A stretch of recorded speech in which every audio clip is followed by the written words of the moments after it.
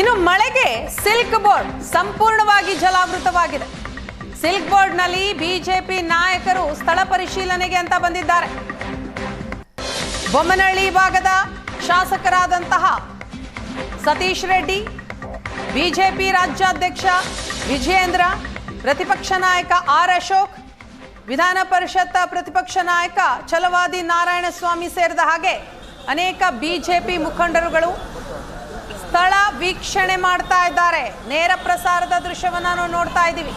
Silk ಬೋರ್ಡ್ನಲ್ಲಿ ಸಂಪೂರ್ಣವಾಗಿ ನೀರು, ರಸ್ತೆ ಕಾಣಿಸ್ತಾನೆ ಇಲ್ಲ. ಫ್ಲೈಓವರ್ ಮೇಲೆ ಕಿಲೋಮೀಟರ್ ಗಟ್ಟಲೆ ಟ್ರಾಫಿಕ್ ಜಾಮ್ ಕೂಡ ಇದೆ. ಮತ್ತೊಂದು ಕಡೆ ಮಳೆ ಹಾನಿಯ ಪರಿಶೀಲನೆ ಆಗ್ತಾ ಇದೆ.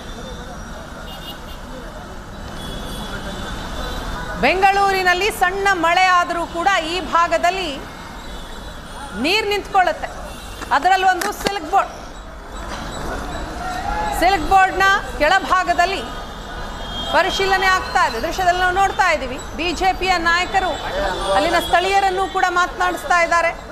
ಏನೆಲ್ಲ ಸಮಸ್ಯೆಯನ್ನ ಆ ಭಾಗದ ಜನ ಅನುಭವಿಸ್ತಾರೆ ಅನ್ನೋದರ ಬಗ್ಗೆ ಮಾಹಿತಿಯನ್ನ ಕಲೆ ಹಾಕ್ತಾ ಇದ್ದಾರೆ. ನೇರ ಪ್ರಸಾರದ ದೃಶ್ಯದಲ್ಲಿ ನಾವು ನೋಡ್ತಾ ಇದ್ದೀವಿ.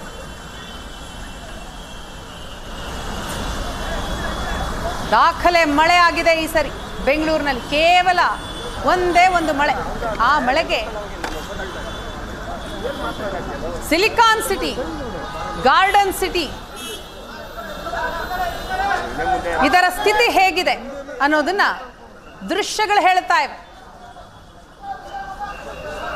ವರುಣನ ಅಬ್ಬರಕ್ಕೆ ಬೆಂಗಳೂರಿನ ಜನ ತತ್ತರಿಸಿ ಹೋಗಿದ್ದಾರೆ.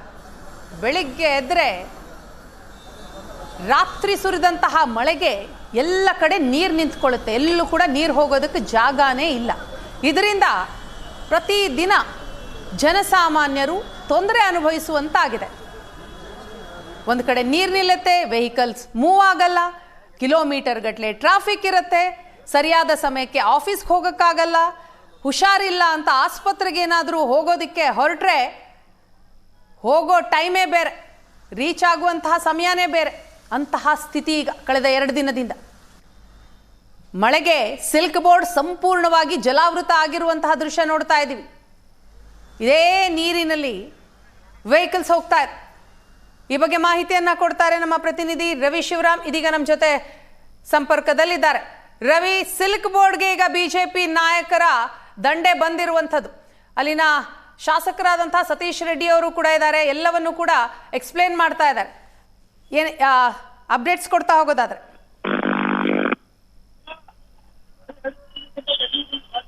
ರವಿ, ನನ್ನ ಧ್ವನಿ ಕೇಳಿಸ್ತಿದ್ಯಾ?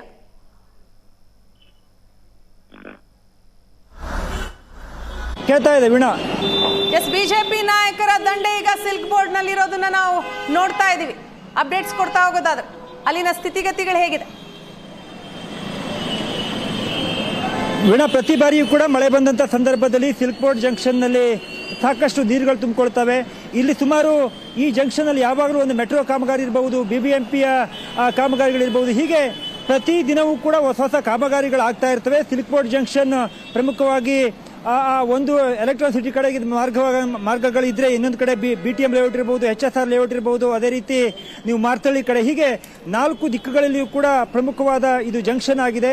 ಇಲ್ಲಿ ಕಾಮಗಾರಿಗಳು ನಡೀತಾ ಇರ್ತವೆ. ಆದರೆ ಕಾಮಗಾರಿ ತ್ವರಿತವಾಗಿ ಆಗದೇ ಇರುವ ಪರಿಣಾಮ, ಚರಂಡಿಗಳನ್ನು ಸರಿಯಾಗಿ ಮೇಂಟೈನ್ ಮಾಡದೇ ಇರುವ ಪರಿಣಾಮ ಸಾಕಷ್ಟು ಸಮಸ್ಯೆಗಳಾಗಿದ್ದನ್ನು ಕೂಡ ನಾವು ನೋಡ್ತಾ ಇದ್ದೀವಿ. ಈಗ ಅದಕ್ಕೆ ಬಿಜೆಪಿಯ ನಾಯಕರಾಗಿರುವಂತವರು ಬಂದಿದ್ದಾರೆ. ನಮ್ಮ ಜೊತೆ ಮಾತನಾಡೋದಕ್ಕೆ ಸ್ವತಃ ವಿಪಕ್ಷ ನಾಯಕರಾಗಿರುವಂತಹ ಆರ್ ಅಶೋಕ್ ಅವರಿದ್ದಾರೆ. ಸರ್, ನಿನ್ನೆ ಸಾಕಷ್ಟು ಮಳೆ ಆಯಿತು, ಇಲ್ಲಿ ಸಮಸ್ಯೆಗಳು ನೋಡ್ತಾ ಇದ್ರಿ. ನೀವು ಕಳೆದ 2-3 ಬಾರಿ ಇಲ್ಲಿ ಬಂದಿದ್ದೀರಾ ಅಂತ ಅನ್ಸುತ್ತೆ. ಆ ಕಡೆಯಿಂದ ಬರ್ರಿ, ಆ ಕಡೆಯಿಂದ. ಬ್ರ್ಯಾಂಡ್ ಬೆಂಗಳೂರು ಹಾಳಾಗೋಗ್ಬಿಟ್ಟಿದೆ. ಇವತ್ತು ಕಸದ ರಾಶಿ ಬಿದ್ದು ಎಲ್ಲ ಕಡೆ ಮಳೆ ನೀರು ಹಾನಿಯಾಗಿದೆ. ಇದು ವರ್ಸ್ಟ್. ಯಾವತ್ತು ಇತಿಹಾಸದಲ್ಲಿ ಈ ತರ ಬೆಂಗಳೂರು ಆಗಿರಲಿಲ್ಲ. ನೀವು ಕೂಡ ನೋಡ್ತಾ ಇದ್ರಿ ಈ ಸಮಸ್ಯೆಗಳನ್ನ. ಸಾಧನ ಸಮಾವೇಶಗಳ ಕಡೆ ಆಗ್ತಾ ಇದ್ರಿ. ನೀವು ನಿನ್ನೆ ಕೂಡ ಟ್ವೀಟ್ ಮಾಡಿದ್ರಿ, ಇವತ್ತು ಕೂಡ ಟ್ವೀಟ್ ಮಾಡಿ ಆಕ್ರೋಶ ವ್ಯಕ್ತಪಡ್ತೀರಿ. ಏನ್ ಹೇಳ್ತೀರಿ? ಸರ್ಕಾರಕ್ಕೆ ಏನಾದರೂ ಮಾನ ಮರ್ಯಾದೆ ಇದ್ದೆ ಇಂಥ ಸಂದರ್ಭದಲ್ಲಿ ಸಾಧನ ಸಮಾವೇಶ ಮಾಡೋದನ್ನ ಬಿಟ್ಟು ಈ ಬೆಂಗಳೂರಿನ ಮಹಾನಗರದಲ್ಲಿ ಆಗಿರ್ತಕ್ಕಂಥ ಅನಾಹುತಕ್ಕೆ ಪರಿಹಾರ ಕಂಡುಕೊಳ್ತಕ್ಕಂಥ ಕೆಲಸ ಮಾಡಬೇಕಾಗಿತ್ತು.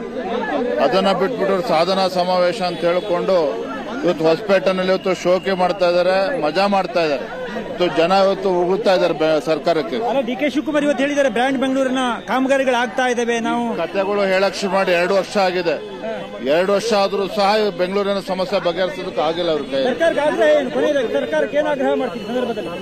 ಪ್ರತಿ ಸಲ ಮಳೆ ಬಂದಾಗ್ಲೂ ಕೂಡ ನಾಟಕ ಮಾಡೋದನ್ನ ನಿಲ್ಲಿಸಿ ಈಗಲಾದ್ರೂ ಕೂಡ ಎಚ್ಚೆತ್ಕೊಂಡು ನೋಡಿ ಇಲ್ಲಿ ಯಾವ ರೀತಿ ಕಾಮಗಾರಿಗಳು ಇವತ್ತು ಅರ್ಧಂಬರ್ಧಕ್ಕೆ ನಿಂತು ಕಾಂಟ್ರಾಕ್ಟ್ಗಳು ಪೇಮೆಂಟ್ ಮಾಡದೇನೆ ಕಾಮಗಾರಿಗಳು ಅರ್ಧಕ್ಕೆ ನಿಂತಿದೆ. ಕಾಂಟ್ರಾಕ್ಟ್ಗಳಿಗೆ ಪೇಮೆಂಟ್ ಮಾಡ್ತಿಲ್ಲ, ಕೆಲಸಗಳೆಲ್ಲವೂ ಕೂಡ ಹಾಗೆ ನಿಂತಿದೆ. ನೀರು ಹೋಗೋದಕ್ಕೆ ದಾರಿನೂ ಇಲ್ಲ. ಅದ್ರ ಪರಿಣಾಮವಾಗಿ ಈ ರೀತಿ ಪರಿಸ್ಥಿತಿ ನಿರ್ಮಾಣ ಆಗಿದೆ. ವೀಣಾ, ಬಿಜೆಪಿ ನಾಯಕರುಗಳು ಇಲ್ಲಿಯ ಸಮಸ್ಯೆಗಳನ್ನ ತಿಳಿದುಕೊಳ್ಳುವಂತ ಪ್ರಯತ್ನವನ್ನ ಮಾಡ್ತಾ ಇದ್ದಾರೆ. ಪ್ರಮುಖವಾಗಿ ನಿನ್ನೆ ಕೂಡ ಮುಖ್ಯಮಂತ್ರಿಗಳು ಬಿಬಿಎಂಪಿಯ ವಾರ್ ರೂಮ್ಗೆ ಹೋಗಿ ಡಿಸಿಎಂ ಡಿ ಕೆ ಶಿವಕುಮಾರ್ ಅವರು ಕೂಡ ಅಲ್ಲಿ ಕುಳಿತು ಅಧಿಕಾರಿಗಳ ಜೊತೆ ಚರ್ಚೆಯನ್ನು ಮಾಡಿ ಸಮಸ್ಯೆಗಳನ್ನ ಬಗೆಹರಿಸುವ ನಿಟ್ಟಿನಲ್ಲಿ ಪ್ರಯತ್ನವನ್ನ ಮಾಡ್ತಿದ್ದೀವಿ ಅಂತ ಹೇಳಿಕೆಯನ್ನು ಕೊಟ್ಟಿದ್ರು. ಆದರೆ 2-3 ದಿನಗಳಿಂದ ಸುರಿತಾ ಇರುವಂತಹ ಭಾರಿ ಮಳೆಯಿಂದಾಗಿ ಸಿಲ್ಕ್ ಬೋರ್ಡ್ ಜಂಕ್ಷನ್ನಲ್ಲಿ ಇನ್ನೂ ಕೂಡ ನೀರು ಹಾಗೆ ನಿಂತ್ಕೊಂಡಿದ್ದೇವೆ. ಬಿಬಿಎಂಪಿ ಕಮಿಷನರ್ ಅವರು ಕೂಡ ಬಂದಿದ್ದಾರೆ. ಬಿಜೆಪಿ ನಾಯಕರೆಲ್ಲರೂ ಕೂಡ ಬಂದು ಇಲ್ಲಿ ಸ್ಥಳ ವೀಕ್ಷಣೆಯನ್ನ ಮಾಡ್ತಾ ಸರ್ಕಾರದ ಮೇಲೆ ವಾಗ್ದಾಳಿಯನ್ನ ಮಾಡ್ತಾ ಇರುವಂತದ್ದನ್ನ ನೋಡ್ತಾ ಇದ್ದೇವೆ. ಥ್ಯಾಂಕ್ ಯು ರವಿ, ತಮ್ಮೆಲ್ಲ ಡೀಟೇಲ್ಸ್ಗಾಗಿ.